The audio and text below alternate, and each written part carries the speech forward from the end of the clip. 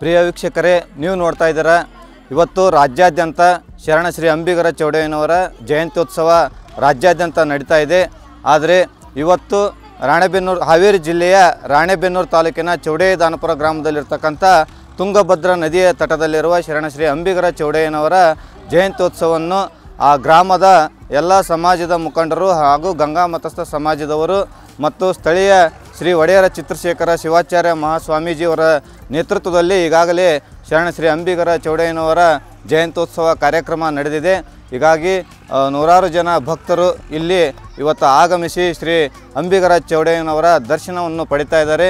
ನೀವು ನೋಡ್ಬೋದು, ಗ್ರಾಮದ ಮಹಿಳೆಯರು ಸಹ ಅತ್ಯಂತ ಶ್ರದ್ಧೆಯಿಂದ ಭಕ್ತಿಯಿಂದ ಇವತ್ತು ಈ ಒಂದು ಅಂಬಿಗರ ಚೌಡಯ್ಯನವರ ಜಯಂತ್ಯೋತ್ಸವದಲ್ಲಿ ಪಾಲ್ಗೊಂಡು ಈ ಒಂದು ಅರ್ಥಪೂರ್ಣವಾದಂಥ ಒಂದು ಜಯಂತ್ಯೋತ್ಸವ ಕಾರ್ಯಕ್ರಮಕ್ಕೆ ಮೆರಗನ್ನು ತಂದಿದ್ದಾರೆ.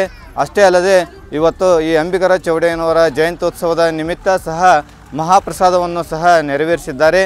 ಇದು ಒಟ್ಟಿನಲ್ಲಿ ಅಂಬಿಗರ ಚೌಡಯ್ಯನವರ ಇಡೀ ನಾಡಿಗೆ ಬೇಕಾದಂಥ ಎಲ್ಲ ಸಮಾಜದವರಿಗೂ ಬೇಕಾಗಿರುವಂಥ ಅತ್ಯಂತ ಶ್ರೇಷ್ಠ ಕಠೋರವಾದ ತಮ್ಮ ವಚನಗಳ ಮೂಲಕ ಸಮಾಜದ ಅಂಕುಡೊಂಕುವನ್ನು ತಿದ್ದುವಲ್ಲಿ ಪ್ರಮುಖರಾದವರು ಶರಣ ಶ್ರೀ ಅಂಬಿಗರ ಚೌಡಯ್ಯನವರು ಒಬ್ಬರು ಎಂದರೆ ತಪ್ಪಾಗಲಾರದು.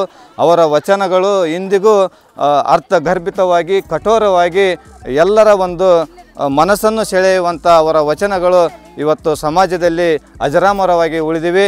ಆದರೆ ಅಂಬಿಗರ ಚೌಡಯ್ಯನವರ ಐಕ್ಯ ಮಂಟಪ ಸರ್ಕಾರ ಎಚ್ಚೆತ್ತುಕೊಂಡು ಹಾಗೂ ಆಯಾ ಸಮಾಜದ ಮುಖಂಡರಾಗಲಿ ಜನಪ್ರತಿನಿಧಿಗಳಾಗಲಿ ಈ ಒಂದು ಅಂಬಿಗರ ಚೌಡಯ್ಯನವರ ಅಭಿವೃದ್ಧಿಗೋಸ್ಕರ ಈ ಒಂದು ಅಂಬಿಗರ ಚೌಡಯ್ಯನವರ ಐಕ್ಯ ಮಂಟಪವನ್ನು ಕೂಡಲ ಸಂಗಮದ ಮಾದರಿಯಲ್ಲಿ ಎತ್ತರ ಪ್ರಮಾಣದಲ್ಲಿ ಮಾಡಬೇಕು ಎಂಬುದು ಈ ಊರಿನ ಗ್ರಾಮಸ್ಥರ ಹಾಗೂ ನಾಡಿನ ಭಕ್ತರ ಆಶಯವಾಗಿದೆ. ಧನ್ಯವಾದಗಳು.